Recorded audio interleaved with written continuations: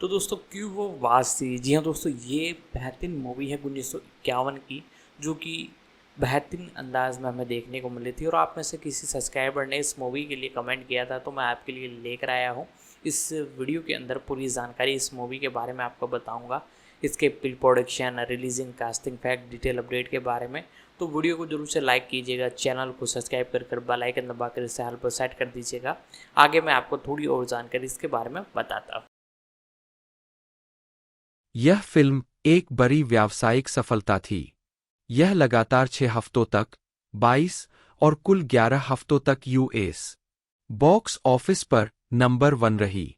MGM के record के अनुसार अपनी शुरुआती नाटकीय रिलीज के दौरान इसने यूएस और कनाडा में 11, 143, 000 और अन्य जगहों पर 9, 894, 000 कमाए, जिससे यह 1951 की सबसे ज्यादा कमाई करने वाली फिल्म बन गई और इसके परिणामस्वरूप स्टूडियो को 5, 440, 000 का मुनाफा हुआ।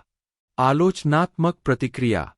द न्यूयॉर्क टाइम्स के बॉस्ली क्रॉथर ने एक मिश्रित समीक्षा में लिखा, यह सिनेमा की चमक और सरासर नीरसता, दृश्य उत्तेजना और मौखिक ऊब, ऐतिहासिक दिखावटीपन और सेक्स का एक चौंका देने वाला संयोजन है।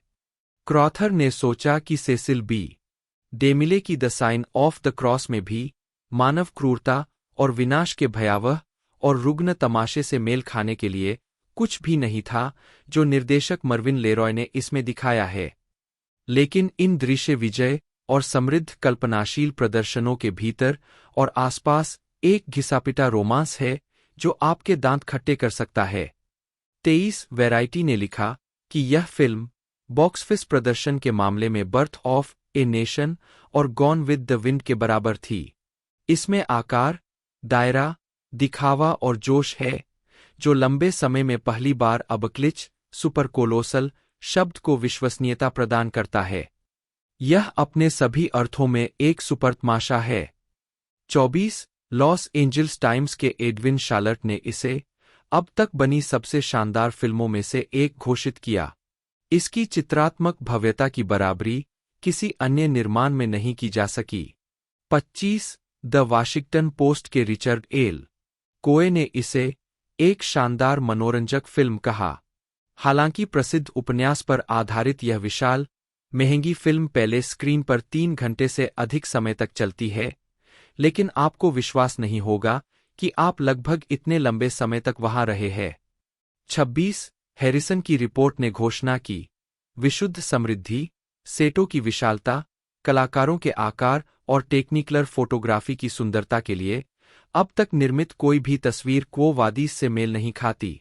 यह हर मायने में एक शानदार तमाशा है और अकेले इस स्कोर पर यह प्रवेश के प्रीमियम मूल्य के लायक है। 27 द मंथली फिल्म बुलेटिन ने नकारात्मक टिप्पणी करते हुए लिखा कि फिल्म दर्शाती है कि आकार और तमाशे की परंपरा कितनी उबाऊ हो सकती है जब इसे स्वाद, भावना और आश्चर्यजनक रूप से रचनात्मक प्रतिभा से अलग कर दिया जाता है। फिल्म को अकल्पनीय रूप से निर्देशित किया गया है, सामान्य जीवन अनुपात से बड़े अनुपात को ध्यान में रखते हुए बहुत धीमी गति से, और इसके तकनीकी गुण प्रभावशाली नहीं है। 28 फिल्म को 18 समीक्षाओं के आधार पर रॉटेन टोमाटोज पर 83% का स्कोर मिला है, जिसकी औसत रेटिंग 6.40/10 है। 29 पुरस्कार और नामांकन। पुरस्कार वर्ग नामांकित व्यक्ति परिणाम संदर्भ। अकादमी पुरस्कार सर्वश्रेष्ठ मोशन पिक्चर सैम जिम्बालिस्ट मनोनीत 30। 31 सर्वश्रेष्ठ सहायक अभिनेता लियो गेन मनोनीत। पीटर उस्तिनोव मनोनीत। सर्वश्रेष्ठ कला निर्देशन, रंग कला निर्देशन, विलियम ए हॉर्निंग, सेड्रिक गिबन्स और एडवर्ड कारफेग्नो। सेट सजावट, ह्यूग हंट मनोनीत। सर्वश्रेष्ठ छायांकन, रंगीन रॉबर्ट सुर्टेस और विलियम वी. स्कॉल मनोनीत। सर्वश्रेष्ठ पोशाक डिजाइन, रंग हर्शेल मैककॉय मनोनीत। सर्वश्रेष्ठ फिल्म संपादन राल्फ ई विंटर्स मनोनीत। किसी नाटकीय या हास्य चित्र का सर्वश्रेष्ठ स्कोर मिक्लोस रोजा मनोनीत। डायरेक्टर्स गिल्ड ऑफ अमेरिका पुरस्कार मोशन पिक्चर्स में उत्कृष्ट निर्देशकीय उपलब्धि मर्विन लेरॉय मनोनीत 32। गोल्डन ग्लोब पुरस्कार सर्वश्रेष्ठ मोशन पिक्चर ड्रामा मनोनीत 33। सर्वश्रेष्ठ सहायक अभिनेता मोशन पिक्चर पीटर उस्तिनोव जीत गया। सर्वश्रेष्ठ छायांकन रंगीन रॉबर्ट सुर्टेस और विलियम वी स्कॉल जीत गया। अंतर्राष्ट्रीय फिल्म संगीत आलोचक संघ पुरस्कार किसी मौजूदा स्कोर की सर्वश्रेष्ठ अभिलेखीय पुनः रिकॉर्डिंग मिक्लोस रोजसा संगीतकार, निक राइन कंडक्टर, जेम्स फिट्जपैट्रिक और ल्यूक वान डे वेन निर्माता, जिनको डिजी कला निर्देशक, फ्रैंक के डेवाल्ड लाइनर नोट्स जीत गया 34। राष्ट्रीय समीक्षा बोर्ड पुरस्कार शीर्ष 10 फिल्में 9वां स्थान 35।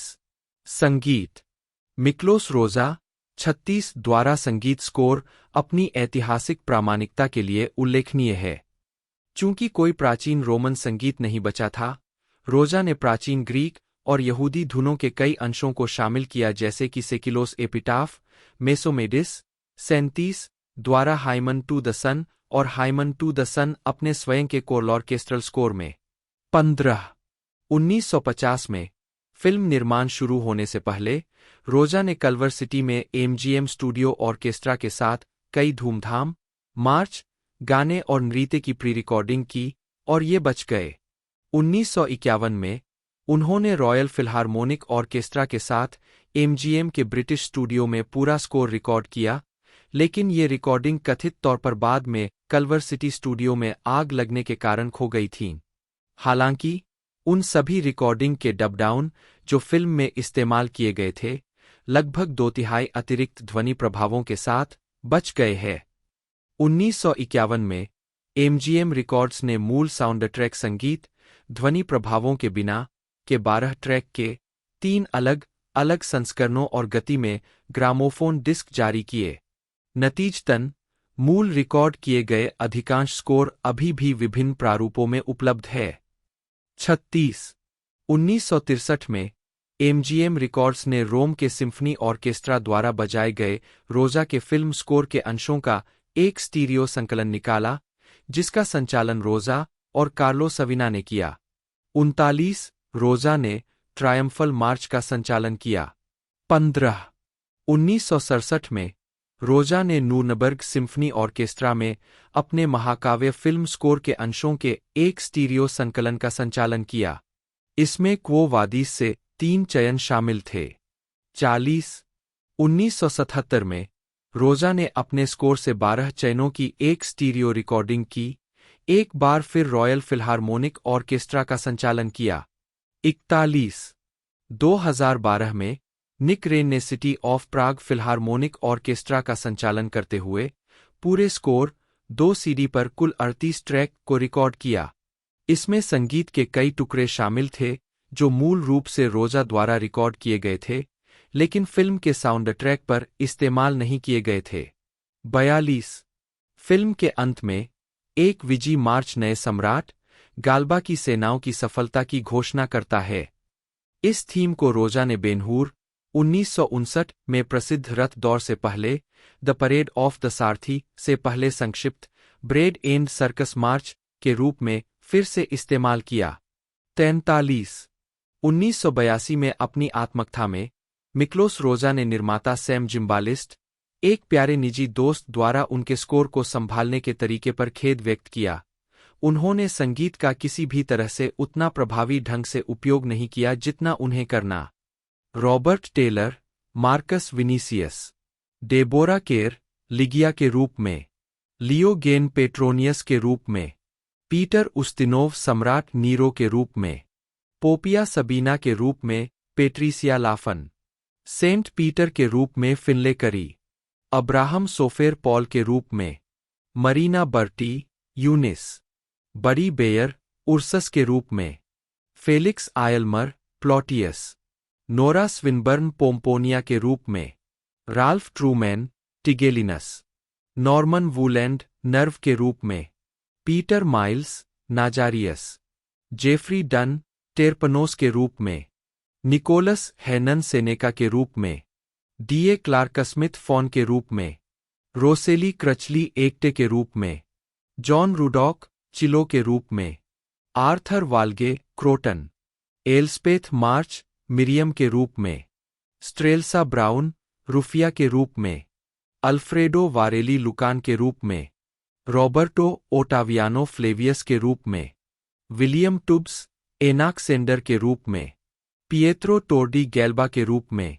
फिल्म में कई गैर-क्रेडिटेड सहायक भूमिकाएं और कैमियो शामिल है, जिसमें एरिना में एक ईसाई कैदी के रूप में एलिजाबेथ टेलर, 4 एक लिगियन गुलाम के रूप में सोफिया लॉरेन, 5 एक रथ चालक के रूप में क्रिस्टोफर ली, हेयर ड्रेसर परमेनिडा के रूप में क्लेलिया मटानिया, नीरो के भोज में असीरियन डांसर के रूप में मारिका अबा, ट्रायम्फ में मार्कस के साथ एक गुलाम के रूप में रिचर्ड गैरिक, नीरो के भोज में एक पहलवान के रूप में ग्यूसेप टोसी, एक कैद ईसाई महिला के रूप में एड्रियन कोरी, एक इंपीरियल गार्ड के रूप में बड स्पेंसर और एक फ्लैशबैक झांकी में यीशु के रूप में रॉबिन ह्यूजेस शामिल है।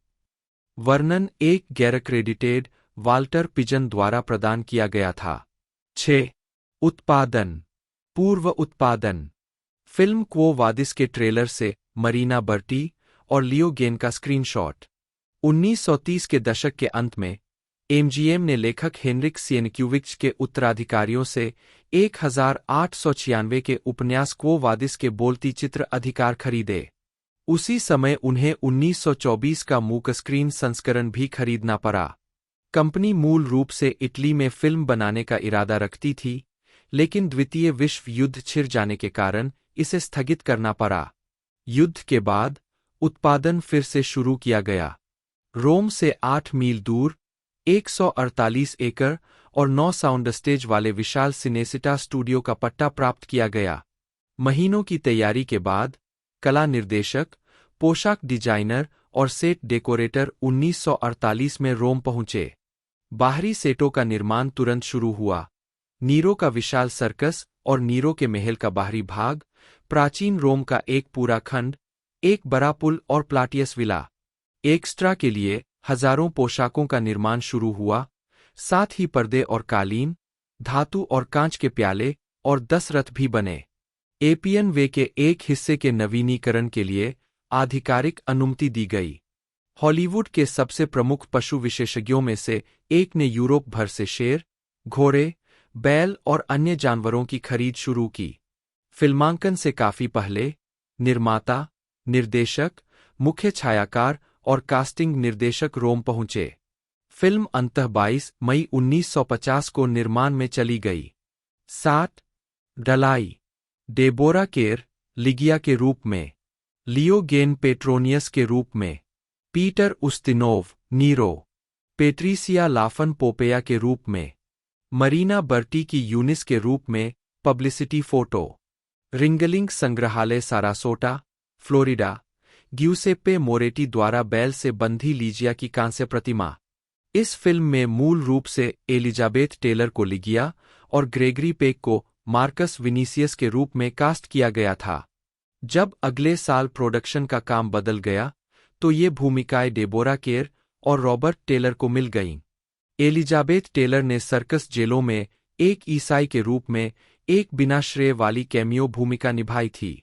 हालांकि अधिकांश कलाकार ब्रिटिश और कुछ इतालवी, मरीना बर्टी, अल्फ्रेडो वेरेली, रॉबर्टो ओटावियानो थे, लेकिन रॉबर्ट टेलर निश्चित रूप से एकमात्र अमेरिकी नहीं थे। अन्य में Buddy Baer, Ursus, Peter Miles, Nazarius, Arthur Walge, Croton और विलियम टुब्स एनाक्सेंडर शामिल थे। इसके अलावा कई गैर-क्रेडिट कलाकारों में शामिल थे। शायद इनमें से सबसे उल्लेखनीय 70 वर्षीय आयरिश अमेरिकी चरित्र अभिनेता रिचर्ड गैरिक थे, जो सार्वजनिक दास के रूप में मार्कस के पीछे उनके ट्रायम्फ रथ में खड़े हैं। उनके सिर के ऊपर एक विजय लॉरेल है और वे दोहराते हैं, याद रखें कि आप केवल एक आदमी है। उस्तिनोव ने याद किया कि 1949 में उन्हें नीरो के रूप में कैसे चुना गया था। जब मैं 28 साल का था, तब मेरे पास एक रोमांचक प्रस्ताव आया। एमजीएम क्वो वादिस का रीमेक बनाने जा रहा था और मैं नीरो की भूमिका के लिए उम्मीदवार था। आर्थर हॉर्नब्लो जूनियर निर्माता बनने वाले थे और मुझे निर्देशक, जॉन ह्यूस्टन द्वारा परीक्षण किया गया था। मैंने इस परीक्षण में अपनी सारी जानकारी झोंक दी और मेरे आश्चर्य के लिए जॉन ह्यूस्टन ने मुझे रोकने के लिए कुछ नहीं किया, मुझे गोपनीय फुसफुसाहट में और भी पागल होने के लिए प्रोत्साहित किया। जाहिर तौर पर परीक्षण सफल रहा, लेकिन फिर विशाल मशीन रुक गई और परियोजना को 1 साल के लिए स्थगित कर दिया गया। वर्ष के अंत में निर्माता सैम जिम्बालिस्ट और निर्देशक मर्विन लेरॉय थे। उन्होंने मेरे परीक्षण को भी मंजूरी दे दी, लेकिन मुझे एक तार में चेतावनी दी कि मैं इस भूमिका के लिए थोड़ा छोटा पाया जा सकता हूं। मैंने वापस केबल किया कि अगर वे फिर से स्थगित करते हैं तो मैं बहुत बूढ़ा हो सकता हूं, क्योंकि नीरो की मृत्यु 31 साल की उम्र में हुई थी। उनके द्वारा भेजे गए दूसरे केबल में लिखा था, ऐतिहासिक शोध ने आपको सही साबित कर दिया है कि भूमिका बंद करो आपका है। 8 क्लार्क गेबल ने फिल्म के निर्माण के आरंभ में ही मार्कस विनीसियस की भूमिका ठुकरा दी थी, क्योंकि उन्हें लगा था कि रोमन वेशभूषा में वे हास्यास्पद लगेंगे। सोफिया लॉरेन फिल्म में एक अतिरिक्त कलाकार के रूप में दिखाई दीं। इतालवी स्टार बड स्पेंसर, असली नाम कार्लो पेडरसोली, ने भी एंटियम में नीरो के ग्रीष्मकालीन महल के अंदर एक प्रेटोरियन गार्डमैन के रूप में एक गैरक्रेडिट अतिरिक्त भूमिका निभाई। वह नीरो को जवाब देता है, लेकिन उसकी आवाज को डब किया जा सकता है। क्वो वादिस, लैटिन में जिसका अर्थ है तुम कहाँ जा रहे हो। 1951 में बनी अमेरिकी धार्मिक महाकाव्य ऐतिहासिक फिल्म है, जो सम्राट नीरो के शासनकाल के अंतिम वर्षों के दौरान प्राचीन रोम में घटित हुई थी। पोलिश नोबेल पुरस्कार विजेता लेखक हेनरिक सिएनक्यूविच के 1896 के इसी शीर्षक वाले उपन्यास पर आधारित है।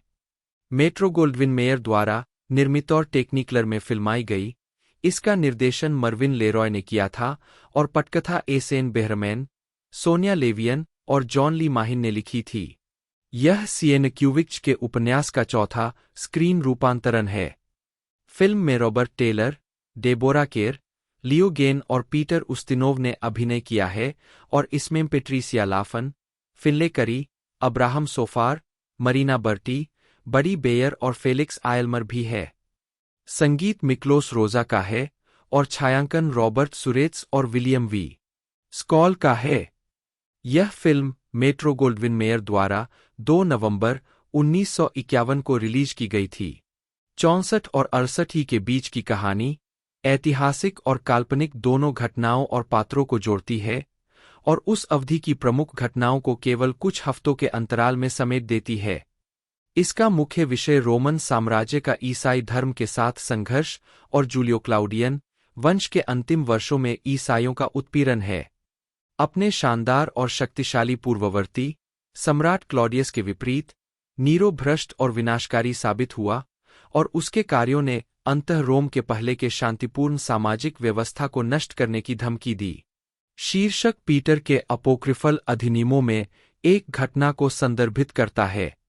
2 इस फिल्म को सर्वश्रेष्ठ फिल्म सहित 8 अकादमी पुरस्कारों के लिए नामांकित किया गया था और यह बॉक्स ऑफिस पर इतनी बड़ी सफलता थी कि इसे अकेले ही एमजीएम को दिवालियापन के कगार से बचाने का श्रेय दिया गया। पीटर उस्तिनोव ने सर्वश्रेष्ठ सहायक अभिनेता मोशन पिक्चर के लिए गोल्डन ग्लोब पुरस्कार जीता और रॉबर्ट सुरेत्स और विलियम वी स्कॉल ने सर्वश्रेष्ठ सिनेमेटोग्राफी का पुरस्कार जीता।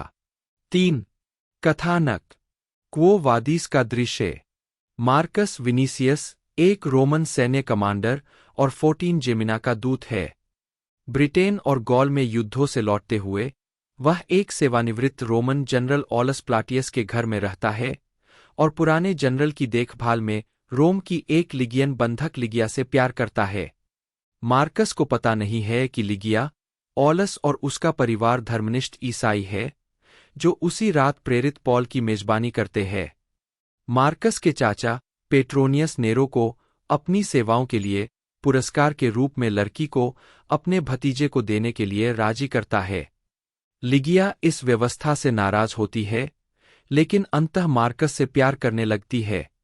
इस बीच नीरो के अत्याचार और भी ज्यादा अपमानजनक होते जा रहे हैं और उसका व्यवहार और भी ज्यादा तर्कहीन होता जा रहा है। नीरो द्वारा रोम को जलाने और ईसाइयों को दोषी ठहराने के बाद मार्कस लिगिया और उसके परिवार को बचाने के लिए निकल पड़ता है।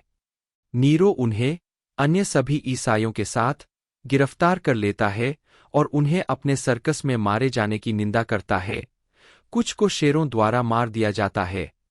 नीरो का सबसे भरोसेमंद सलाहकार पेट्रोनियस उसे चेतावनी देता है कि ईसाइयों को शहीदों के रूप में मनाया जाएगा, लेकिन वह सम्राट का मन नहीं बदल सकता। फिर नीरो के पागलपन से थक गया और उसे संदेह हुआ कि वह भी उसके खिलाफ हो सकता है।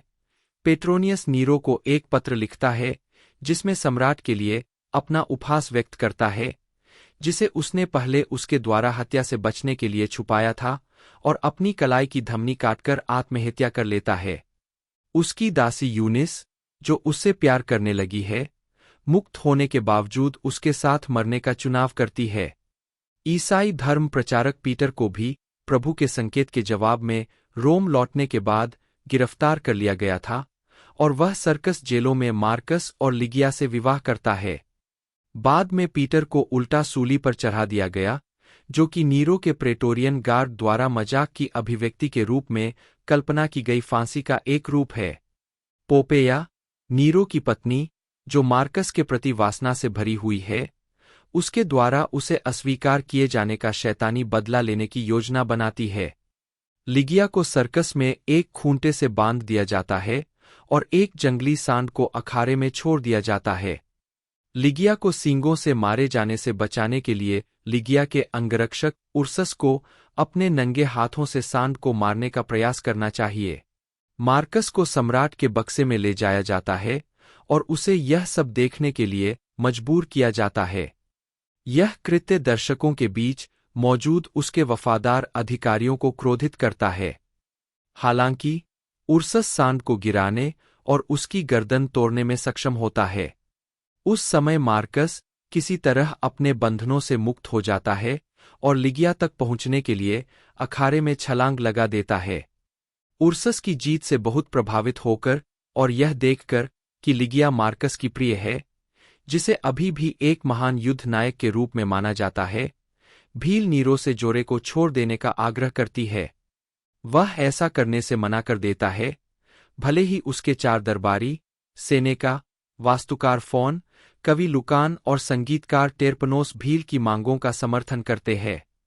इस निर्णय से भील भड़क जाती है और मार्कस के वफादार सैन्य सदस्य तीनों को बचाने के लिए अखाड़े में भागते हैं।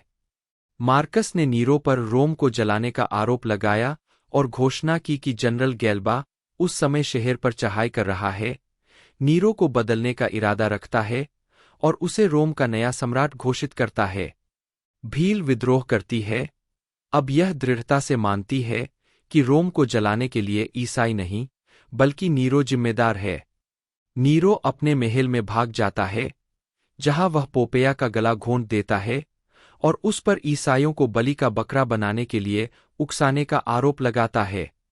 फिर एकटे नीरो की परित्यक्त मालकिन, जो अभी भी उससे प्यार करती है, प्रकट होती है और उसे महल पर हमला करने वाली भील द्वारा उसे मारने से पहले खुद को खत्म करने के लिए एक खंजर देती है। नीरो ऐसा नहीं कर सकता, इसलिए एकटे उसकी छाती में खंजर घुसाने में उसकी मदद करता है और वह मर जाता है। मार्कस, लिगिया और उर्सस अब आजाद है और वे रोम छोड़कर सिसिली में मार्कस की संपत्ति के लिए एक साथ एक नया जीवन शुरू करने के लिए निकल पड़ते हैं। सड़क के किनारे पीटर की लाठी, जिसे वह रोम लौटते समय पीछे छोड़ आया था, उसमें फूल खिल गए हैं। एक चमकदार रोशनी दिखाई देती है और एक कोरस गाता है, मैं ही मार्ग, सत्य और जीवन हूँ। यीशु द्वारा कहे गए शब्द, यूहन्ना 14:06। नया नियम। गालना। ऑड्रे हेपबर्न, जो फिल्म रिलीज होने के समय तक बहुत ज्यादा जानी पहचानी थी, को लिगिया की भूमिका के लिए चुना गया था। निर्देशक मर्विन लेरॉय उन्हें कास्ट करना चाहते थे। 9, लेकिन यह भूमिका स्थापित एमजीएम कॉन्ट्रैक्ट स्टार डेबोरा केर को मिल गई।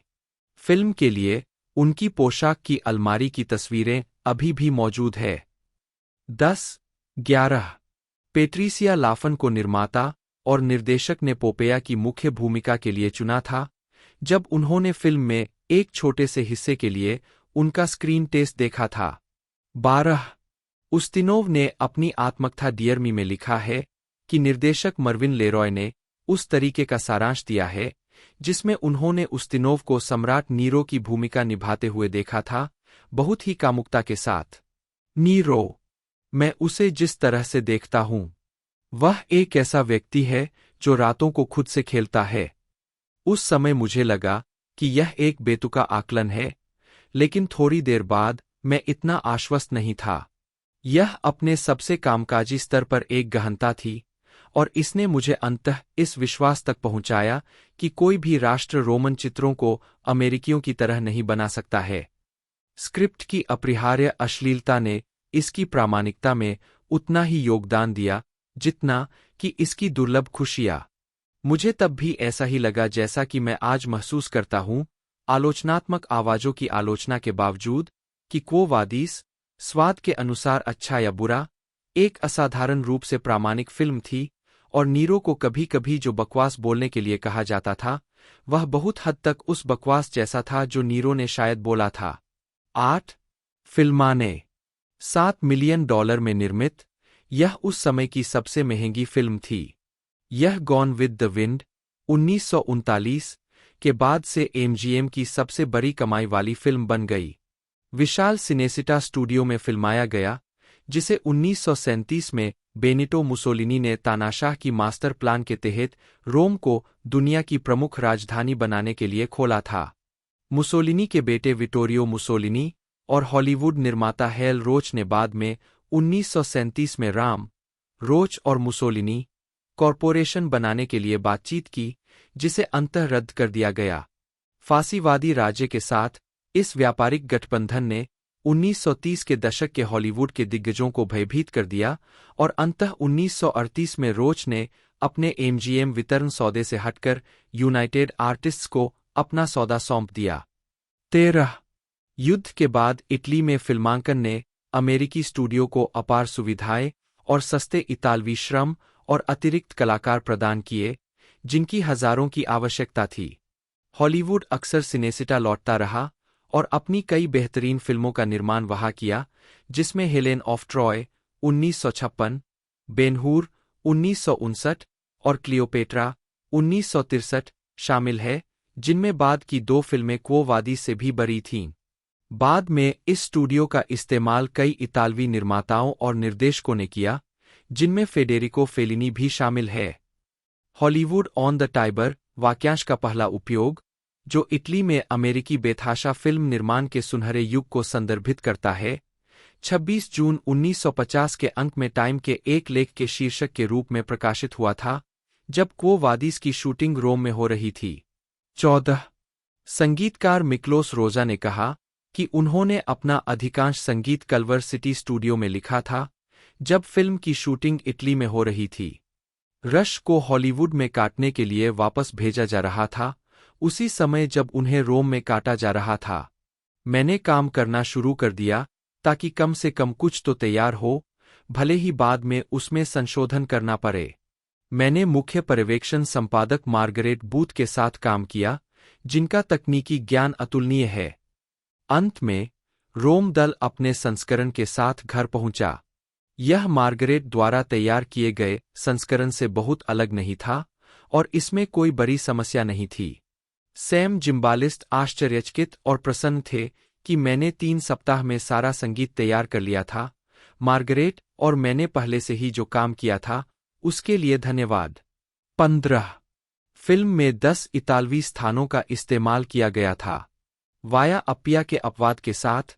7 इनमें से अधिकांश की पहचान नहीं की गई है, लेकिन रथ का पीछा करने का अंतिम चरण बोल्गेरी गांव के पास 2000 साल पुराने वियाले देई सिप्रेसी, एवेन्यू ऑफ साइप्रस के साथ फिल्माया गया था। टस्कनी के लिवोर्नो प्रांत में यह मील का पत्थर आसानी से पहचाना जा सकता है। 16 1950 की गर्मियों में, जब क्वो वादिस का निर्माण चल रहा था, रोम भीषण गर्मी की चपेट में था। जैसा कि पीटर उस्तिनोव ने याद किया, रोम पवित्र वर्ष की पीड़ा में था और तीर्थयात्रियों से भरा हुआ था। यह रिकॉर्ड पर सबसे गर्म गर्मियों में से एक था। 8. गर्मी ने न केवल कलाकारों और चालक दल को प्रभावित किया, बल्कि शेरों को भी प्रभावित किया। मर्विन लेरॉय ने याद किया कि गर्मी के कारण शेर अखाड़े में प्रवेश करने से हिचक रहे थे। 9. इटली में उपकरणों की कमी के कारण एमजीएम को कल्वर सिटी से कथित तौर पर 200 टन जनरेटर, लाइट और अन्य बिजली के उपकरण आयात करने पड़े। 17. इस फिल्म में एक फिल्म में इस्तेमाल की गई सबसे अधिक वेशभूषा का रिकॉर्ड है 32,000। 7. फिल्म में एक बिंदु पर नीरो अपने दरबार को एक स्केल मॉडल दिखाता है, जो रोम के पुनर्निर्माण के लिए उसकी योजनाओं को दर्शाता है, जिसे नेरोपोलिस नामक एक नए शहर के रूप में बनाया जाना था। स्टूडियो प्रचार ने दावा किया कि यह प्राचीन रोम का मॉडल था, जिसे रोमन सभ्यता के संग्रहालय में रखा गया था और इसे इतालवी सरकार से उधार लिया गया था। 7. इसे मूल रूप से मुसोलिनी की सरकार ने 1937 में रोमन वास्तुकला की प्रदर्शनी के लिए बनवाया था। 18. 19 हालांकि संग्रहालय का मॉडल 4वीं शताब्दी के रोम का है, न कि पहली शताब्दी के रोम का, जैसा कि यह ईस्वी सन 64 की महान आग के बाद पुनर्निर्माण के समय दिखाई देता होगा। स्क्रीन मॉडल संग्रहालय मॉडल जैसा बिल्कुल नहीं दिखता। यह लगभग निश्चित रूप से विशेष रूप से फिल्म के लिए बनाया गया था, शायद इसके विशेष प्रभाव मॉडल निर्माता डोनाल्ड जाहरोस द्वारा। एंथनी मान ने इस फिल्म पर एक बिना श्रेय वाले सेकंड यूनिट निर्देशक के रूप में काम किया।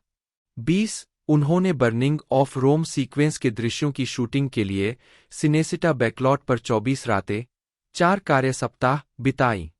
हालांकि वह फिल्म के सहनिर्देशक नहीं थे, जैसा कि उनके कुछ प्रशंसकों ने दावा किया है।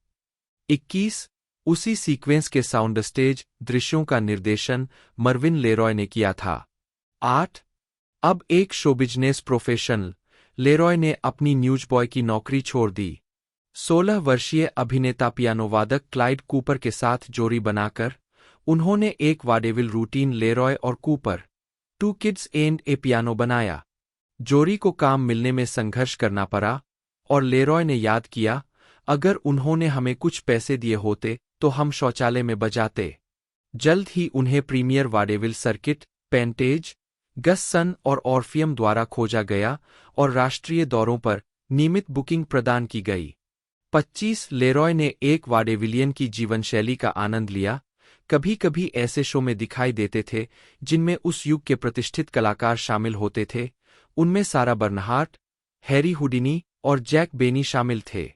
3 साल बाद और अब थिएटर लिस्टिंग में एक काफी अच्छी तरह से स्थापित कलाकार, कूपर के परिवार में एक अप्रत्याशित मौत के बाद जोड़ी सौहार्दपूर्ण ढंग से अलग हो गई। 26. लेरॉय संगीत में हास्य में जॉर्ज चूज की ज्यादातर महिला मंडली में शामिल हो गए और 1922 में गस एडवर्ड्स ने द 9 कंट्री किड्स नामक अभिनय किया। मंच के लिए लेरॉय का उत्साह धीरे धीरे कम हो गया और उन्होंने 1923 में मंडली छोड़ दी। 27. प्रारंभिक हॉलीवुड कैरियर, तकनीशियन और अभिनेता 1919 से 1923। लेरॉय द्वारा 1920 के दशक के मध्यारंभ में लेरॉय ने न्यू जर्सी के फोर्ट ली में फिल्माए गए द पेरिल्स ऑफ पॉलिन 1914 के पूर्व स्टार पर्ल व्हाइट के साथ एक दृश्य में एक छोटी सी भूमिका स्वीकार की। लेरॉय फिल्म निर्माण प्रक्रिया से पूरी तरह से रोमांचित थे, याद करते हुए, मुझे पता था कि मैं वाडेविल से बाहर आ चुका हूं। मुझे पता था उतनी ही सकारात्मकता से कि मैं फिल्म व्यवसाय में उतरना चाहता था। 28-29 अक्टूबर 1919 में लेरॉय, जो अभी 19 साल के हुए थे, ने अपने चचेरे भाई जेसी एल लास्की से संपर्क किया, जो एक पूर्व वाडेविलियन थे और उनसे 20 साल बड़े थे। लास्की, फेमस प्लेयर सलास्की में अपने न्यूयॉर्क मुख्यालय में उभरते फिल्म मुगल सैमुअल गोल्डविन और एडोल्फ जुकोर के साथ भागीदार थे।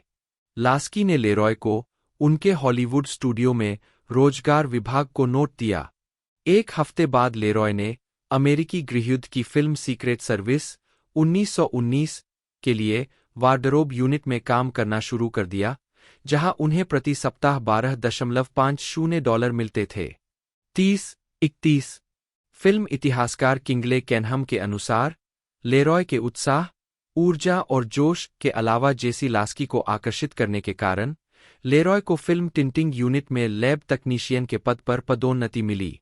32-33 लेरॉय की अगली उन्नति उनकी अपनी पहल के माध्यम से हासिल की गई थी। 34 यह पता चलने पर कि निर्देशक विलियम डेमिल एक रोमांटिक प्रभाव पैदा करने के लिए झील पर चमकती चांदनी का भ्रम पैदा करना चाहते थे, लेरॉय ने प्रयोगशाला में एक तकनीक तैयार की। मेरे मन में एक विचार आया। उस रात मैं प्रयोगशाला में देर तक रुका। मैंने 12 फीट वर्गाकार एक बड़ा लकड़ी का बक्सा लिया और उस पर टार पेपर लगाया। फिर मैंने उसमें आसुत जल भर दिया। मैंने एक स्पॉटलाइट लिया और उसे सावधानी से सेट किया ताकि पानी की सतह पर प्रकाश पड़े। मैंने स्टूडियो के पाथे कैमरों में से एक लिया, कच्ची फिल्म की आपूर्ति ढूंढी और पानी पर अपनी छद्म चांदनी की लगभग 5000 फीट की शूटिंग की। 35 लेरॉय को कड़ी फटकार झेलने के बावजूद डेमिले इस प्रभाव से खुश थे और उन्होंने फिल्म में फुटेज का इस्तेमाल किया। लेरॉय को तुरंत सहायक कैमरामैन के पद पर पदोन्नत कर दिया गया। 36-37 कैमरे के पीछे 6 महीने बिताने के बाद लेरॉय को एक भयावह स्थिति का सामना करना पड़ा जब उन्होंने कैमरे की फोकस सेटिंग को गलत तरीके से एडजस्ट किया, जिससे डेमिल प्रोडक्शन के कई दृश्यों की फुटेज खराब हो गई। लेरॉय ने इसे एक भयानक गड़बड़ी के रूप में वर्णित किया, जिसके कारण 1921 में उन्हें कैमरामैन के पद से बर्खास्त कर दिया गया। 38-39 लेरॉय को जल्द ही सेसिल बी. डेमिल की 1923 की महाकाव्य द 10 कमांडमेंट्स में एक अतिरिक्त कलाकार के रूप में काम पर रखा गया। 40 लेरॉय ने निर्देशक बनने के लिए उन्हें प्रेरित करने के लिए सेसिल बी. डेमिल को श्रेय दिया। उस युग के शीर्ष निर्देशक के रूप में डेमिल वह चुंबक थे जिन्होंने मुझे जितनी बार संभव हो सके अपने सेट पर खींचा। 41-42 लेरॉय ने अपनी खुद की फिल्में बनाने के लिए आवश्यक निर्देशन तकनीकों को सिखाने के लिए डेमिल को भी श्रेय दिया। 42 लेरॉय ने 1920 के दशक की शुरुआत में फिल्मों में छोटी सहायक भूमिकाओं में काम किया। युवा और छोटे कद के लेरॉय 5 फीट 7 इंच 170 सेंटीमीटर और 115 पाउंड 52 किलोग्राम से थोड़ा ज्यादा को लगातार किशोर भूमिकाओं में कास्ट किया गया। 43-44 फिल्म स्टार वालेस रीड, बेट्टी कॉम्पसन और ग्लोरिया स्वानसन के साथ दिखाई दिए। फिल्म क्रोनोलॉजी टेबल देखे। उन्होंने द कोरस लेडी 1924 में ड्यूक के रूप में अपनी आखिरी भूमिका निभाई। 45-46 गैग लेखक, हास्य निर्माता और अल्फ्रेड ई. ग्रीन 1924 से 1926। द घोस्ट ब्रेकर 1922 के फिल्मांकन के दौरान बिट एक्टर लेरॉय ने कई हास्य नाटकों का सुझाव दिया, जिन्हें निर्देशक अल्फ्रेड ई. ग्रीन ने फिल्म में शामिल किया। ग्रीन ने उन्हें गैग मैन के रूप में एक पद की पेशकश की। लेरॉय ने याद किया, मुझे दोबारा सोचने की जरूरत नहीं पड़ी। यही तो मैं चाहता था, फिल्म निर्माण के रचनात्मक पहलू में शामिल होने का मौका। यह निर्देशन नहीं था, लेकिन यह नज़दीकी से आगे बढ़ना था। यह व्याख्या नहीं, आविष्कार था। मैंने बिना किसी पछतावे के अपने अभिनय करियर को छोड़ दिया। 47 फर्स्ट नेशनल पिक्चर्स में काम करते हुए लेरॉय ने कई फिल्मों में कॉमेडियन कोलिन मूर के लिए चुटकुले लिखे, जिनमें Sally 1925, the desert flower 1925, we moderns 1925 और एला सिंडर्स 1926 शामिल है। लेरॉय ने मूर के अभिनय सलाहकार और विश्वासपात्र के रूप में काम किया। 1927 में उनके पति जॉन मैककॉर्मिक, जो हॉलीवुड में फर्स्ट नेशनल के स्टूडियो प्रमुख थे, ने लेरॉय से मूर को पेग ओ माई हार्ट के एक संस्करण में निर्देशित करने के लिए कहा। जब परियोजना रद्द कर दी गई, तो स्टूडियो के अध्यक्ष रिचर्ड ए. रोलैंड ने मूर की वकालत करते हुए लेरॉय को मैरी एस्टोर और लॉयड ह्यूजेस अभिनीत एक comedy no place to go निर्देशित करने के लिए अधिकृत किया और लेरॉय के फिल्म निर्माण करियर की शुरुआत 27 साल की उम्र में की। 48, 49, 50। फर्स्ट नेशनल पिक्चर्स, ध्वनि में परिवर्तन, 1927 से 1930। मर्विन लेरॉय, बटा एल.आर. बटा, 15 अक्टूबर 1913 सितंबर 1987, एक अमेरिकी फिल्म निर्देशक और निर्माता थे। 1930 के दशक के दौरान, वे वार्नर ब्रदर्स स्टूडियो में किफ़ायती और प्रभावी फिल्म निर्देशन के दो महान चिकित्सकों में से एक थे, दूसरे उनके सहयोगी माइकल कर्टिज थे। वार्नर में अपने कार्यकाल के दौरान लेरॉय की सबसे प्रशंसित फिल्मों में little Caesar, 1931, I am a fugitive from a chain gang, 1932, gold diggers of 1933 और दे वॉन्ट फॉरगेट, 1937 शामिल है। 2-3 लेरॉय ने वार्नर को छोड़ दिया और निर्देशक और निर्माता दोनों के रूप में सेवा करने के लिए 1939 में मेट्रो गोल्डविन मेयर स्टूडियो चले गए। उन्हें 1939 की फिल्म द विजार्ड ऑफ ओज के लिए जाना जाता है। 4. प्रारंभिक जीवन। लेरॉय का जन्म 15 अक्टूबर 1900 को सैन फ्रांसिस्को, कैलिफोर्निया में हुआ था। वे एडना, नी आर्मर और हैरी लेरॉय, जो एक संपन्न डिपार्टमेंट स्टोर के मालिक थे, की इकलौती संतान थे। 5. उनके माता-पिता दोनों के परिवार पूरी तरह से घुलमिल गए थे, कई पीढ़ियों से वे बे एरिया में रह रहे थे। लेरॉय ने अपने रिश्तेदारों का वर्णन इस प्रकार किया: पहले सैन फ्रांसिस्को के लोग, दूसरे अमेरिकी, तीसरे यहूदी। 6, 7, 8। लेरॉय की मां सैन फ्रांसिस्को के प्रमुख वाडेविल स्थलों, ऑर्फियम और अल्काजर में अक्सर उपस्थित रहती थीं, अक्सर थिएटर के कर्मियों के साथ मेलजोल करती थीं। उन्होंने 6 वर्षीय लेरॉय को 1906 में द स्क्वॉ मैन के स्टेज प्रोडक्शन में मूल अमेरिकी पपोज के रूप में काम करने की व्यवस्था की। लेरॉय ने वाडेविल में अपनी शुरुआती रुचि का श्रेय मेरी मां के इसके प्रति आकर्षण और अपने चचेरे भाइयों जेसी एल. लास्की और ब्लेंच लास्की को दिया, जो लेरॉय की युवावस्था के दौरान वाडेविलियन थे। 9. लेरॉय के माता-पिता 1905 में अचानक अलग हो गए, जिसके कारण उनके बेटे को नहीं बताए गए। वे कभी फिर से एक नहीं हुए और उनके पिता हैरी ने लेरॉय को अकेले ही पाला। उनकी मां पर्सी टीपल, एक ट्रैवल एजेंट और पूर्व पत्रकार के साथ ओकलैंड, कैलिफोर्निया चली गई, जो बाद में 1916 में हैरी लेरॉय की मृत्यु के बाद लेरॉय के सौतेले पिता बन गए। लेरॉय बचपन में अपनी मां से मिलने जाते थे, उन्हें एक दादा-दादी या एक पसंदीदा चाची के रूप में देखते थे। 10, 11, 12। लेरॉय आर्मर परिवार की किंवदंती कहती है कि नवजात शिशु को रसोई की मेज पर जन्म दिया गया था और उसका वजन केवल 2.5 पाउंड था। उसे टर्की भूनने वाले पैन में रखा गया था और उसके बचने की संभावना को बेहतर बनाने के लिए उसे गर्म ओवन में रखा गया था। जिस डॉक्टर ने इस प्रक्रिया की सलाह दी थी, उसने लेरॉय के माता-पिता को चेतावनी दी थी, हालांकि सुनिश्चित करें कि आंच बहुत कम हो। 13. 1906 में सैन फ्रांसिस्को में आए भूकंप और आग ने शहर को तबाह कर दिया था, जब लेरॉय 5.5 साल के थे।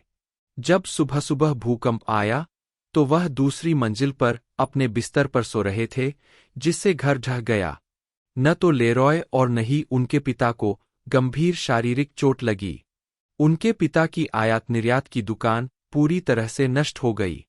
लेरॉय के मन में शहर की तबाही की ज्वलंत छवियां बनी रहीं। 1906 के सैन फ्रांसिस्को भूकंप और आग के बाद का हवाई दृश्य मेरी स्मृति चित्रों का एक बहुरूप दर्शक है। मैंने हमेशा दृश्य शब्दों में सोचा है, और जब मैं 18 अप्रैल 1906 की उस सुबह को याद करता हूं, तो मेरे दिमाग में दुखद चित्रों का एक एल्बम दिखाई देता है। कई साल बाद क्वो वादिस में मैंने रोम के जलने की तस्वीरें खींची और मैंने सैन फ्रांसिस्को के जलने की अपनी यादों को एक गंभीर मॉडल के रूप में चित्रित किया। 14, 15। लगभग गरीबी में डूबे पिता और पुत्र अगले 6 महीनों तक प्रेसिडियो में सैन्य संचालित टेंट शहर में विस्थापित व्यक्तियों के रूप में रहे। बड़े लेरॉय ने हेज पिकल कंपनी के लिए सेल्समैन के रूप में काम प्राप्त किया, लेकिन उनके व्यावसायिक घाटे ने उन्हें एक पराजित व्यक्ति बना दिया था। युवा लेरॉय इस दर्दनाक घटना से गर्व की भावना के साथ उभरे कि वे इस कठिन परीक्षा से बच गए थे और इसे सौभाग्य के रूप में मानते थे। मेरे जीवन में सबसे बड़ी बात भूकंप थी। इसने मेरी जिंदगी बदल दी, इससे पहले कि मैं जानता कि मेरा भी कोई जीवन है। 12 साल की उम्र में औपचारिक शिक्षा प्राप्त करने की कम संभावनाओं और अपने पिता की आर्थिक तंगी के कारण लेरॉय एक न्यूज बॉय बन गए और अपना पहला पैसा कमाया। उनके पिता ने इस प्रयास में उनका साथ दिया। 17 लेरॉय ने Chinatown, Barbary Coast red light district और फिशरमैन व्हार्फ सहित प्रतिष्ठित स्थानों पर समाचार पत्र बेचे, जहां उन्होंने शहर में जीवन की वास्तविकताओं के बारे में शिक्षा प्राप्त की। मैंने सैन फ्रांसिस्को की सड़कों पर जीवन को वास्तविक रूप में देखा। मैं पुलिस और वेश्याओं और पत्रकारों और बारटेंडरों और चीनी लोगों और वाणिज्यिक मछुआरों और दुकानदारों से मिला। मैं उन सभी को जानता था कि वे कैसे सोचते हैं और कैसे प्यार करते हैं और कैसे नफरत करते हैं। जब मेरे लिए मोशन पिक्चर्स बनाने का समय आया, तो मैंने ऐसी फिल्में बनाईं जो वास्तविक थीं, क्योंकि मैं जानता था कि वास्तविक लोग कैसे व्यवहार करते हैं। 18 वाडेविल में किशोर कार्य 1914 से 1923। अल्काज़र थिएटर के पास अखबार बेचते समय लेरॉय को स्टेज स्टार थियोडोर रॉबर्ट्स ने देखा। 14 साल की उम्र में एक आकर्षक युवा लेरॉय को 1914 में बारबरा फ्रीची के स्टेज प्रोडक्शन में एक छोटी सी भूमिका के लिए नियुक्त किया गया था। उस प्यारे एहसास दर्शकों की स्वीकृति से संतुष्ट होकर उन्होंने ओकलैंड में लिबर्टी थिएटर के साथ प्रस्तुतियों में प्रदर्शन किया। टॉम सॉयर और लिटिल लॉर्ड फांटलरॉय में मुख्य किशोर भूमिकाएं निभाईं। 19-20 चैपलिन प्रतिरूपणकर्ता 14 साल की उम्र में लेरॉय ने सैन फ्रांसिस्को क्षेत्र में कई फिल्म सेटों पर उभरते स्क्रीन स्टार चार्ली चैपलिन को ध्यान से देखा। इन अध्ययनों से लेरॉय ने कॉमेडियन की एक व्यंग्यात्मक रचना तैयार की और स्थानीय शौकिया सर्किट पर उनकी नकल को निखारा। 1915 में उन्होंने एक प्रतियोगिता जीती जिसमें पेंटेज थिएटर में लगभग 1000 चैपलिन नकलची शामिल हुए। उनके उत्कृष्ट प्रदर्शन ने उन्हें पनामा पैसिफिक इंटरनेशनल एक्सपोजिशन में चाइनाटाउन बाय नाइट शीर्षक वाले सिड ग्रूमन के वाडेविल शो में द सिंगिंग न्यूज बॉय के रूप में स्थान दिलाया। 1916 में उनके पिता की मृत्यु हो गई, जिससे 15 वर्षीय लेरॉय को अपना वित्तीय समर्थन स्वयं प्रदान करने की जिम्मेदारी उठानी पड़ी। 22-23-24 लेरॉय और Cooper 2 kids and A piano 1916 से 1919। लेरॉय ने 1974 में अपने संस्मरण में बताया कि जब 1936 आया, तब तक मैं अपनी गति कुछ हद तक धीमी कर चुका था। असेंबली लाइन की रणनीति, कुछ साल पहले की पीसने वाली विधियां खत्म हो चुकी थीं। मैं धीमी गति से काम कर रहा था, फिल्म पर अधिक सुंदरता हासिल करने की कोशिश कर रहा था, सिनेमाई पूर्णता की तलाश कर रहा था। 110 वार्नर ब्रदर्स में निर्माता निर्देशक 1936 से 1938। 1936 में वार्नर ने लेरॉय को निर्देशन और निर्माण दोनों का काम सौंपना शुरू किया। लेरॉय ने 3 मेन ऑन ए हॉर्स 1936 में निर्माता निर्देशक के रूप में काम किया, जो फ्रैंक मैकह्यू द्वारा अभिनीत एक पागल कॉमेडी थी और ग्रूचो मार्क्स द्वारा सहलिखित एक पटकथा थी।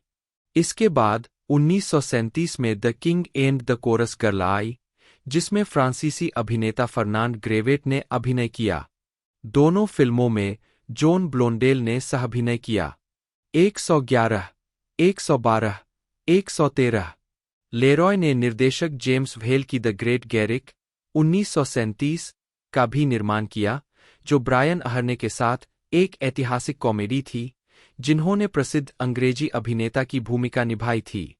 114 वे नहीं भूलेंगे 1937 लेरॉय की 30 के दशक की प्रतिष्ठा एक निर्देशक के रूप में आज 2 फिल्मों पर टिकी हुई है। वे वॉन्ट फॉरगेट 1937 और एडवर्ड जी रॉबिन्सन की फिल्म लिटिल सीजर 1931। फिल्म इतिहासकार जॉन बैक्सटर 115 वार्नर के लिए लेरॉय की अंतिम फिल्म वे वॉन्ट फॉरगेट 1937 थी, जो वार्ड ग्रीन के उपन्यास death in the deep south 1936 पर आधारित लिंच कानून का एक कठोर अभियोग था। 116 आलोचक किंग्सले कैनहम के अनुसार ट्रैकिंग और लोएंगल शॉट्स, ओवरहेड कंपोजिशन, क्लोजअप और डिसॉल्व को संभालने वाले लेरॉय के पास एक दृश्य शक्ति है जो आधुनिक दर्शकों के लिए अपना प्रभाव बनाए रखती है। 117 लिंचिंग की लेरॉय की अप्रतिबंधित निंदा मानवद्वेष को खारिज करती है और धार्मिक क्रोध का स्वर अपनाती है, जिसमें भील कानून के भड़काने वालों के लिए कोई माफी नहीं है। 118 लेरॉय 1938 में प्रोडक्शन के प्रमुख के रूप में एमजीएम में जाने के लिए तैयार थे, स्टूडियो के लुइस बी मेयर के भरपूर समर्थन के साथ, जहां लेरॉय खुद को फोर्टीज सिनेमा में एक प्रमुख शक्ति के रूप में स्थापित करेंगे। 119 वार्नर छोड़ने से पहले लेरॉय ने अपनी अंतिम फिल्म फूल्स फॉर स्कैंडल 1938 का निर्देशन और निर्माण किया, जो स्टूडियो का दूसरा और असफल प्रयास फ्रांसीसी अभिनेता फर्नांड ग्रेवेट के अमेरिकी फिल्म कैरियर को लॉन्च करने का था। कॉमेडियन कैरोल लोम्बार्ड ने सह-अभिनय किया। 120 इंटरल्यूड निर्माता के रूप में एमजीएम 1938 से 1939 लेरॉय एमजीएम में इस उम्मीद के साथ पहुंचे थे कि वह अपना करियर स्टूडियो के मुख्य उत्पादन कार्यकारी के रूप में समाप्त करेंगे। 121 उनके पहले कार्य मामूली थे।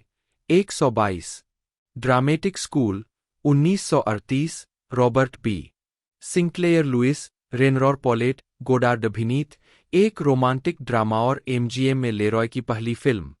जीवनी लेखक जॉन बैक्सटर रेनर के सुसंगत, मार्मिक और सत्यनिष्ठ अभिनय का श्रेय निर्माता लेरॉय को देते हैं और यह फिल्म निर्माताओं के समृद्ध 30वें दशक के करियर के लिए उपयुक्त है।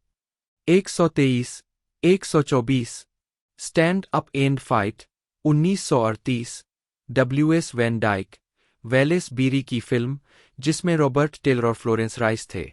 पटकथा को क्राइम फिक्शन लेखक जेम्स एम कैन और जेन मर्फिन बूथ टार्किंगटन के उपन्यास कैथरीन हेपबर्न की फिल्म एलिस एडम्स 1935 का रूपांतरण लिखा था। 125 at the circus 1938 Edward Buzzell, Marx Brothers comedy. 126 MGM के प्रोडक्शन एग्जीक्यूटिव के रूप में लेरॉय की आखिरी फिल्म एल फ्रैंक बॉम की बच्चों की किताब द विजार्ड ऑफ ओज का रूपांतरण थी। 127 द विजार्ड ऑफ ओज 1939 उदास स्माइली महानतम कृति निर्माण। लेरॉय लंबे समय से फ्रैंक बॉम की किताबों को फिल्म में ढालना चाहते थे और याद करते हुए कहते हैं कि यह सपना तब तक एक सपना ही बना रहा जब तक कि मैं एमजीएम में नहीं पहुंच गया और लुई बी मेयर ने मुझसे पूछा कि मैं क्या बनाना चाहता हूं। द विजार्ड ऑफ ओज, मैंने कहा। वह दुखी या परेशान या कुछ भी नहीं दिखे। ठीक है, उन्होंने कहा, करो। 128 1938 में लेरॉय ने द वंडरफुल विजार्ड ऑफ ओज 1900 का फिल्मी संस्करण प्रस्तावित किया। लुइस पी मेयर ने सैमुअल गोल्डविन से $50,000 में संपत्ति के अधिकार खरीदे। मेयर ने लेरॉय की भूमिका को निर्माता तक सीमित कर दिया और अंततः विक्टर फ्लेमिंग को श्रेय निर्देशक के रूप में सूचीबद्ध किया गया। लेरॉय ने परियोजना के दायरे को याद किया। तैयारियां बहुत बड़ी थीं। ऐसा पहले कभी नहीं किया गया था। कला निर्देशक सेड्रिक गिबन्स और विलियम ए हॉर्निंग ने सेट का एक मॉडल बनाया जो 1/4 वास्तविक आकार का था। अकेले इसे पूरा करने में महीनों लग गए और कुछ आंकड़े दिमाग को चकरा देते हैं। जब पूरा सेट बनाया गया तो इसने स्टूडियो बैकलॉट के 25 एकड़ को कवर किया। हमारे पास तस्वीर में 65 अलग-अलग सेट थे और उनमें से प्रत्येक को पूरी तरह से कपड़े और कड़ी मेहनत से बनाया गया था। 129 मैं एक चेन गैंग से भगोड़ा हूं 1932 वार्नर ब्रदर्स की 1930 के दशक की सबसे विस्फोटक सामाजिक आलोचना लेरॉय की I am a fugitive from a chain gang में दिखाई दी, जिसमें जॉर्जिया में कठोर दंड संहिताओं का नाटकीय चित्रण किया गया और पॉल मुनी ने शिकार किए गए भगोड़े जेम्स एलन की भूमिका निभाई। 78, 79, 80। इतिहासकार जॉन बैक्सटर का मानना है कि कोई भी निर्देशक अपनी फिल्म को लेरॉय की तरह इतने ठंडे नोट पर खत्म करने में कामयाब नहीं हुआ है।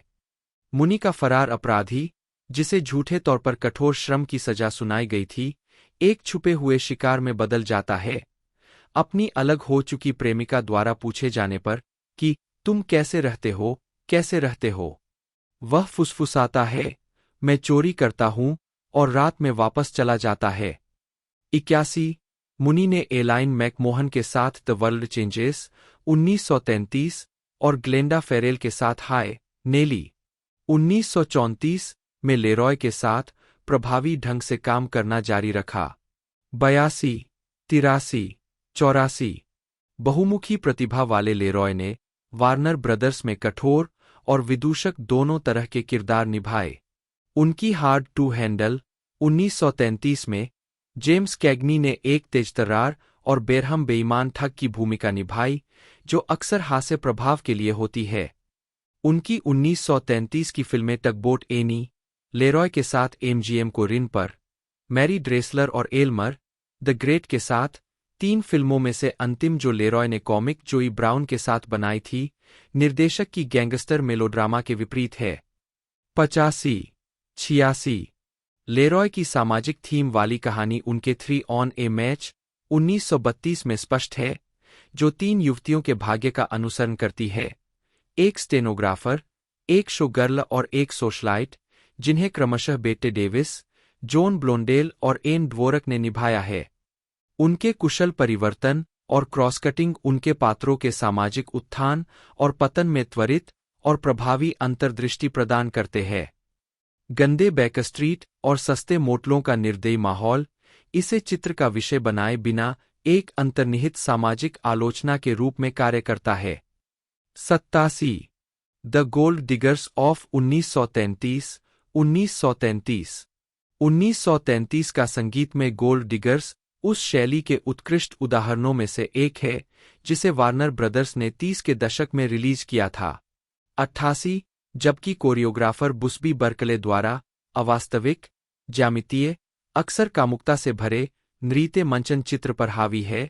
इतिहासकार जॉन बैक्सटर के अनुसार वार्नर के संगीत में इतने प्रतिष्ठित थे कि बर्कले के नृत्य निर्देशन की किसी भी चर्चा के बाहर विचार करने लायक है। 1933 का गोल्ड डिगर्स निश्चित रूप से इस तरह के ध्यान का हकदार है। 89, केवल अवसाद युग के पलायनवाद से अधिक की पेशकश करते हुए, संगीत में प्रथम विश्व युद्ध के दिग्गजों की सामूहिक बेरोजगारी को दर्शाता है और वाशिंगटन, डीसी में तत्कालीन हाल ही में बोनस आर्मी विरोध प्रदर्शनों का संकेत देता है, जिन्हें पुलिस और अमेरिकी सेना इकाइयों द्वारा दबा दिया गया था। फिल्म अंधेरे और निराशावादी number remember my forgotten man के साथ समाप्त होती है। 90, लिटिल सीजर से लेकर जिप्सी तक, ले रॉय ने अपनी सहज अश्लीलता को एक व्यक्तिगत शैली में बदल दिया है। जब तक उन्हें एक गंभीर कलाकार के रूप में गलत नहीं समझा जाता, तब तक ले रॉय मनोरंजक हो सकते हैं। Andrew Sarris, the American cinema 1968, 91।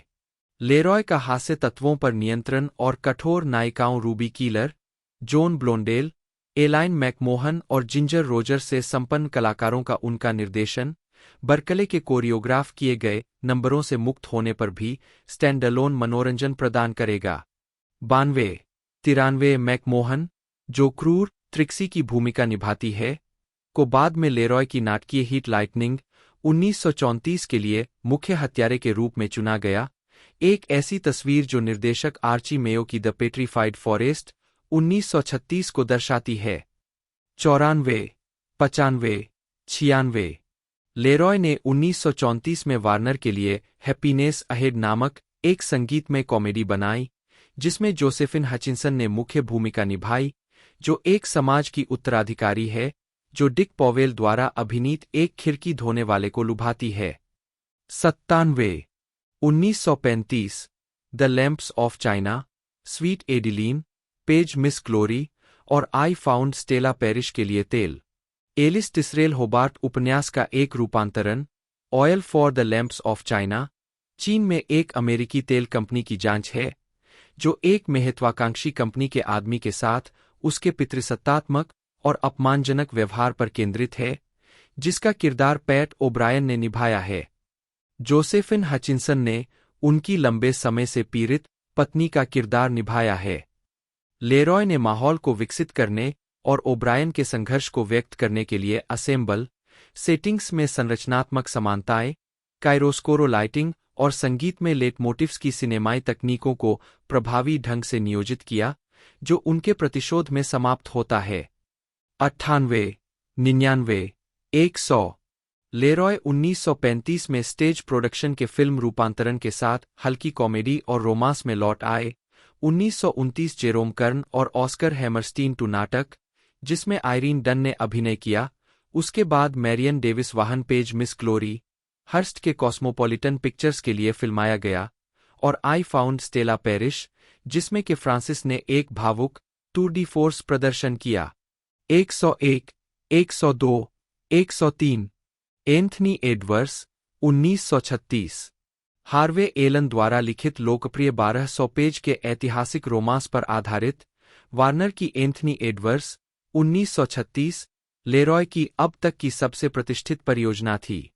Napoleon युग के दौरान सेट की गई विशाल और बोझिल पिक्रेस कहानी का केवल 2/3 हिस्सा ही स्क्रीन पर दिखाया गया है। एक सीक्वल की योजना बनाई गई थी, लेकिन उसे छोड़ दिया गया। 104, 105 परियोजना का विशाल पैमाना प्रभावशाली बना हुआ है, और लेरॉय की उच्च उत्पादन मूल्यों वाली फिल्म को संभालने की क्षमता, जिसमें मेट्रो जैसी चमक थी, ने उन्हें मेट्रो गोल्डविन मेयर में एक सुरक्षात्मक कार्यकारी निर्माता बनने के लिए प्रेरित किया। 106, 107। बड़े कलाकारों के जीवंत प्रदर्शन, जिसमें Frederic March, Olivia de Havilland, Claude Rains, Anita Louise और गेल सोंडेरगार्ड शामिल थे। साथ ही लेरॉय की तकनीकी उत्कृष्टता के कारण 5 अकादमी पुरस्कार नामांकन प्राप्त हुए। 108, 109। नो प्लेस टू गो 1927 के साथ उनकी सफलता के बाद कॉमेडी और जैज़बेबी ड्रामा की एक श्रृंखला आई, जिसने अभिनेत्री एलिस व्हाइट के लिए वाहन का काम किया और लेरॉय को निर्देशक के रूप में अपने कौशल को निखारने का मौका दिया। मूक फिल्म युग के अंतिम वर्षों में उनके विपुल उत्पादन में आर्थर लेक के साथ हेरोल्ड टीन और कोलिन मूर के साथ ओह के जैसी बॉक्स ऑफिस सफलताएं शामिल थीं। 51, 52, 53। वार्नर ब्रदर्स ने 1925 में फर्स्ट नेशनल को एक सहायक स्टूडियो के रूप में अधिग्रहित कर लिया, और निर्माता जैक वार्नर बाद के वर्षों में लेरॉय के गुरु और ससुर बन गए। 54, 55। लेरॉय को अपनी पहली ध्वनि चित्र प्रस्तुति नॉटी बेबी 1929 का बेसब्री से इंतजार था। 1929 में मेरी 5वीं फिल्म ध्वनि के साथ मेरी पहली फिल्म थी। मैं बोलती फिल्मों के प्रयोगों को बहुत उत्साह से देख रहा था। मंच और वाडेविल के एक अनुभवी के रूप में मैं बोले गए और गाए गए शब्दों का मूल्य जानता था। मैं संवाद समझता था, क्योंकि मैं एक अभिनेता था। मैं तब तक इंतजार नहीं कर सकता था जब तक कि मुझे बोलती फिल्म निर्देशित करने का मौका न मिले। 56। फर्स्ट नेशनल में लेरॉय के शुरुआती निर्देशन प्रयास काफी हद तक कॉमेडी तक ही सीमित थे। इस अवधि की उनकी फिल्मों में जॉन गिलबर्ट के साथ जेंटलमैन्स फेट 1931 एमजीएम स्टूडियो में फिल्माई गई, ग्लोरिया स्वानसन के साथ टुनाइट और नेवर 1931, विलियम पॉवेल और एवलिन ब्रेंट के साथ एक proto screwball comedy high pressure, और जो स्मिथ के साथ द हार्ट ऑफ न्यूयॉर्क 1932 शामिल है। वार्नर ब्रदर्स 1930 से 1939। लेरॉय ने वार्नर स्टूडियो में जबरदस्त उत्पादकता और आविष्कारशीलता का दौर शुरू किया, और 30 के दशक की कुछ सबसे शानदार और महत्वाकांक्षी फिल्में बनाईं। वार्नर में उनके एकमात्र प्रतिद्वंद्वी साथी निर्देशक माइकल कर्टिज थे। फिल्म इतिहासकार जॉन बैक्सटर ने टिप्पणी की, वार्नर की फिल्में सिनेमाई यांत्रिकी में सबसे बेहतरीन किफायती अभ्यास थीं, जिसकी हॉलीवुड में क्षमता थी। कला या मनोरंजन के रूप में उन पर कोई चर्बी नहीं थी। फिल्म निर्माण के उपकरण के रूप में यह दो महान निर्देशकों मर्विन लेरॉय और माइकल कर्टिज के हाथों में सबसे अच्छा काम करता था। 57 ग्रेट डिप्रेशन द्वारा निर्मित स्टूडियो के प्रतिस्पर्धी क्रूसिबल में लाभदायक मनोरंजन की मांग करते हुए लेरॉय ने दशक के दौरान 36 चित्रों का निर्देशन किया। कर्टिज ने उसी अवधि के दौरान आश्चर्यजनक रूप से 44 फीचर फिल्में बनाईं। बैक्सटर आगे कहते हैं, कोई भी प्रतिभा इस तरह के दबाव में बदलाव के बिना काम नहीं कर सकती। 58 वार्नर ब्रदर्स द्वारा पसंद की जाने वाली फिल्मों का सामाजिक परिप्रेक्ष्य इसके मुख्य प्रतिद्वंद्वियों से अलग था। मेट्रो गोल्डविन मेयर MGM अपनी तकनीकी उत्कृष्टता के लिए निर्विवाद था, जिसका उद्देश्य मध्यम वर्ग के स्वाद की सेवा करना था, और पैरामाउंट स्टूडियो को इसकी परिष्कृत संवाद और बारोक सेटिंग्स के लिए पहचाना जाता था जो यूरोपीय संवेदनाओं को पूरा करती थी।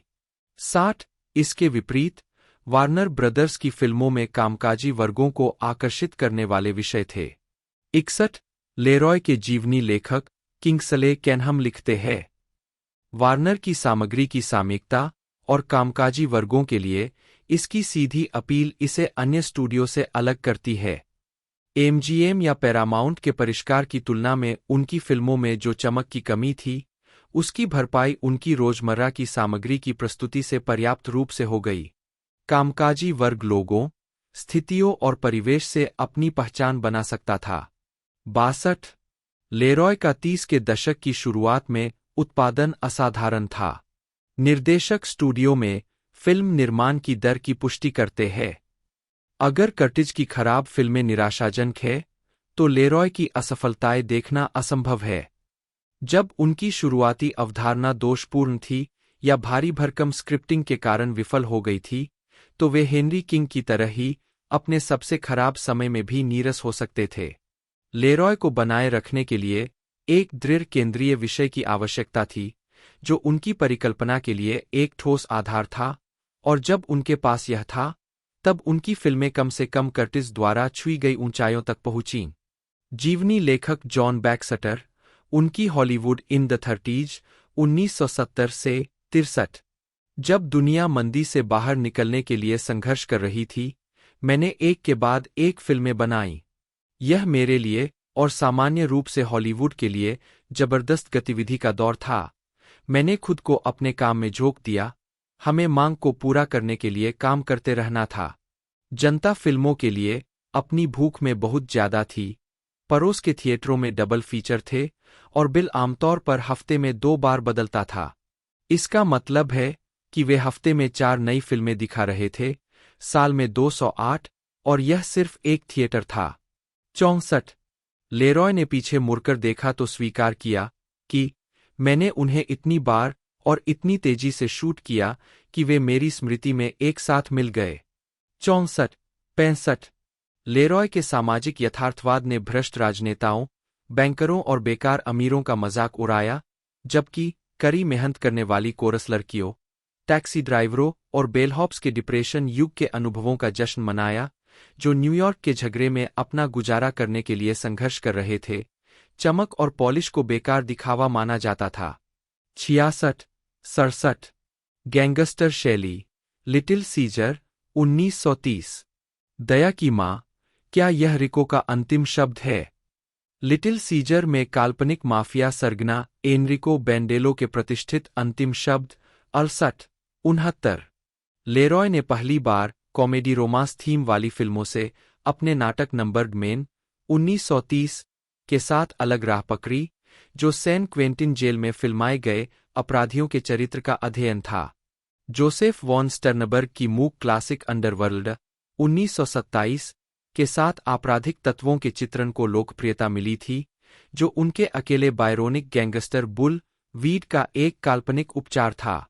70-71 गैंगस्टर फिल्म को एक शैली के रूप में तब तक हासिल नहीं किया गया था जब तक कि लेरॉय की 1930 की लिटिल सीजर, जिसमें एडवर्ड जी रॉबिन्सन ने अभिनय किया था, पहली बार हॉलीवुड द्वारा आपराधिक दुनिया की क्रूर वास्तविकता का वर्णन करने का कोई वास्तविक प्रयास नहीं किया गया था। 72 लेरॉय की लिटिल सीजर ने संगठित अपराध पर बाद की फिल्मों की प्रतीकात्मकता स्थापित की, जिसमें पारिवारिक वफादारी के पदानुक्रम और आपराधिक करियर को आगे बढ़ाने में हिंसा के कार्य पर जोर दिया गया। 73 रॉबिन्सन के रिको के लेरॉय के कुशल सिनेमाई संचालन ने शुरुआती दर्शकों की प्रतिक्रिया को चरित्र के हत्याकांड के प्रति घृणा से क्रमिक रूप से अनिच्छुक प्रशंसा में बदल दिया, जो गैंगस्टर की पिछली गली में उसकी घिनौनी मौत को देखते हुए सहानुभूति का एक उपाय प्रदान करता है। 74 लेरॉय ने 1930 में अपने विषय की सामयिकता को याद किया। अल कैपोन एक घरेलू नाम था और सेंट वेलेंटाइन डे नरसंहार सिर्फ 1 साल पहले हुआ था। 75 लेरॉय ने 5 स्टार फाइनल 1931, टैब्लॉइड पत्रकारिता का पर्दाफाश और 2 सेकंड्स 1932, एक मौत की सजा पाए कैदी की दुष्ट और निराश चेतावनी भरी कहानी, जिनमें से प्रत्येक में रॉबिन्सन ने मुख्य भूमिका निभाई थी, के साथ तेज गति और सक्षम रूप से निष्पादित सामाजिक टिप्पणी और मनोरंजन देने के लिए अपनी प्रतिभा का प्रदर्शन किया। 76 लेरॉय ने कहा कि चित्र तैयार करने में 6 महीने लगे, इसे शूट करने में 6 महीने लगे और फिर संपादन और स्कोरिंग के लिए एक लंबा पोस्ट प्रोडक्शन शेड्यूल। कुल मिलाकर द विजार्ड ऑफ ओज को बनाने में कई महीने लगे। 130 हालांकि लेरॉय प्रति सप्ताह $3,000 प्रति वर्ष $6 लाख कमा रहे थे, द विजार्ड ऑफ ओज को पूरा करने के बाद उन्होंने निर्देशन में लौटने के लिए अपने अनुबंध से मुक्ति का अनुरोध किया और मेयर ने इसका अनुपालन किया। 131 132 मैं जल्दी ही अपनी नई नौकरी निर्माता के रूप में से निराश हो गया। मैंने पाया कि मैं कार्यकारी की डेस्क पर झुंझला रहा था। यह समझने में ज्यादा समय नहीं लगा कि फिल्म व्यवसाय का मजा वास्तविक निर्देशन में था। एमजीएम में आने के लगभग 1 साल बाद मैं मेयर के पास गया और कहा कि मैं बाहर निकलना चाहता हूं। 133 लेरॉय ने एमजीएम में निदेशक के रूप में प्रति सप्ताह $4,000 के वेतन में कटौती स्वीकार कर ली और फिर कभी केवल निर्माता के रूप में काम नहीं किया। 134 एमजीएम में निदेशक 1940 से 1949। 1939 में यूरोप में युद्ध की शुरुआत ने हॉलीवुड फिल्म उद्योग में चिंता पैदा कर दी, क्योंकि विदेशी फिल्म बाजार सिकुड़ गया और ग्रेट ब्रिटेन में मुद्रा प्रतिबंध बढ़ गए। हॉलीवुड स्टूडियो ने वेतन में कटौती लागू की और फिल्म सामग्री पर सीमाएं लगाई गईं, खासकर एमजीएम में। फिल्म इतिहासकार चार्ल्स हाइम और जोएल ग्रीनबर्ग ने इन घटनाक्रमों का वर्णन लगभग दशक के अंत तक जारी रहने के रूप में किया है। मेट्रो में विचार यह था कि दिल टूटने की स्थिति में शामिल अच्छे लोगों पर ध्यान केंद्रित किया जाए, जो आखिरकार एक दूसरे की बाहों में अपनी खुशी ढूंढते हैं, और यह सब एक आदर्श और एंटीसेप्टिक सुंदरता की सेटिंग में। धूप और चिंच और कबूतरों से भरा इंग्लैंड, सफेद बारों से भरा अमेरिका और दरवाजे के चारों ओर रैम्बलर गुलाब। आविष्कारकों और सुधारकों की जीवनी आशावादी आकर्षण से चमकती थी। 135 आलोचक एंड्रयू सरिस ने भावुक धर्मनिष्ठता और अनुरूपतावादी ढोंग की निंदा की, जो हॉलीवुड के स्वर्ण युग में एमजीएम स्टूडियो और साथ ही वार्नर ब्रदर्स की विशेषता थी। 136 लेरॉय ने खुद को अगले 9 सालों तक एमजीएम में फीचर निर्देशन तक सीमित रखा और 11 फिल्में दीं। इस अवधि के दौरान उनके काम की गुणवत्ता को आमतौर पर 30 के दशक के दौरान वार्नर ब्रदर्स में उनके शुरुआती काम की तुलना में रचनात्मक रूप से गिरावट के रूप में देखा जाता है। 137 138 उन्होंने रॉबर्ट ई शेरवुड के रोमांटिक नाटक वाटरलू ब्रिज 1930 के रूपांतरण के साथ निर्देशकीय कर्तव्यों को फिर से शुरू किया। 139 140 Waterloo bridge 1940 metro Gold Wing mayor ने यूनिवर्सल स्टूडियो से वाटरलू ब्रिज के अधिकार खरीदे, जिसने 1931 में जेम्स व्हेल द्वारा फिल्माए गए एक रूपांतरण का निर्माण किया था और माइक क्लार्क ने गिरी हुई महिला मायरा की भूमिका निभाई थी। 141 142 लेरॉय की वाटरलू ब्रिज 1940, डेविड ओ सेल्जनिक की महाकाव्य गॉन विद द विंड 1939 की नायिका विवियन लेह के उल्कापिंड उदय को भुनाने के लिए एक वाहन के रूप में काम करती थी। ऐसे दौर में जब विदेशी बाजार खतरे में थे, मुनाफे वाली फिल्में प्रीमियम पर थीं। 143 अपने शुरुआती हॉलीवुड करियर में मूक फिल्म युग के तकनीशियन और निर्देशक लेरॉय नेली और सहकलाकार रॉबर्ट टेलर के साथ एक महत्वपूर्ण नाइट क्लब प्रेम दृश्य को फिल्माने के लिए मूक फिल्म विधियों का उपयोग किया। लेरॉय ने अपनी अंतर्दृष्टि का वर्णन किया। कोई संवाद नहीं, बिल्कुल भी संवाद नहीं। उस पल मुझे एहसास हुआ कि सभी मूक निर्देशक हमेशा से जानते थे, महान भावनात्मक क्षणों में कोई शब्द नहीं होते। एक नज़र, एक इशारा, एक स्पर्श बोले गए वाक्यों की तुलना में बहुत अधिक अर्थ व्यक्त कर सकता है, और हमने इस दृश्य को इसी तरह निभाया। 144 145 लेरॉय ने 1940 में रॉबर्ट टेलर, नोर्मा शेरर और कॉनराड वीट को एस्केप में निर्देशित किया, जो हिटलर द्वारा दबाई गई कई नाजी विरोधी फिल्मों में से पहली थी और जिसके कारण अंततः जर्मनी में सभी एमजीएम पिक्चर्स पर प्रतिबंध लगा दिया गया। 146 147 ग्रीर गार्सन की तस्वीरें। लेरॉय ने अंग्रेजी अभिनेत्री ग्रीर गार्सन के साथ 4 फीचर फिल्में पूरी कीं, जो द्वितीय विश्व युद्ध के दौरान ब्रिटिश बाजारों को आकर्षित करने के लिए एमजीएम द्वारा विकसित की गई एक अत्यधिक लाभदायक संपत्ति थी। 148 149 150 ब्लॉसम्स इन द डस्ट 1941 उदास स्माइली अनीता लूस द्वारा लिखित पटकथा मेडना ग्लैडनी नाजायज बच्चों को मुक्ति दिलाने के संघर्ष को दर्शाया गया है। फिल्म इतिहासकार किंगले कैनहम द्वारा अत्यधिक रोमांटिक और बेशर्मी से भावुक करार दिए जाने के बाद 151 लेरॉय ने इस चित्र का गुणकारी और सामाजिक रूप से महत्वपूर्ण बताते हुए बचाव किया। ब्लॉसम्स इन द डस्ट से ग्रीर गार्सन के साथ मेरा जुड़ाव शुरू हुआ। इस चित्र ने उस दुनिया में एक तत्काल और गहरा योगदान दिया जिसमें हम रहते हैं। इसके और फ्यूजिटिव के बीच मुझे लगता है कि मैंने इस देश को बेहतर बनाने में योगदान दिया है। 152 गार्सन और वाल्टर पिजन की जोड़ी उनके प्रशंसकों को खास तौर पर पसंद आई। वे कई फिल्मों में साथ नजर आए, जिनमें लेरॉय की 1943 में बनी मैडम क्यूरी की बायोपिक भी शामिल है।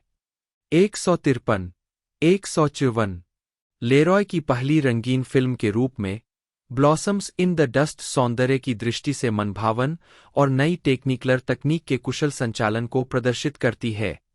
155 तो दोस्तों उस दौर के अंदर इसे तकरीबन 7.6 मिलियन के बजट में बनाया गया था और रनिंग लेंथ 141 मिनट थी। रिलीजिंग डेट इसकी 2 नवंबर 1951 थी। मूवी ने जो कलेक्शन दिया मैं आपको बता दूं, $21 मिलियन का कलेक्शन मूवी ने दिया, जो कि इस मूवी को सुपर डुपर हिट बनाता है। बाकी मैंने पूरी जानकारी इसके बारे में बता दी है। आपको वीडियो अच्छी लगती है तो वीडियो को लाइक करना ना भूलिएगा, चैनल को सब्सक्राइब करना ना भूलिएगा, बेल आइकन दबाकर इसे ऑल पर सेट कर दीजिएगा। तो आज की इस वीडियो में दोस्तों इतना ही, मिलते हैं अगले वीडियो में।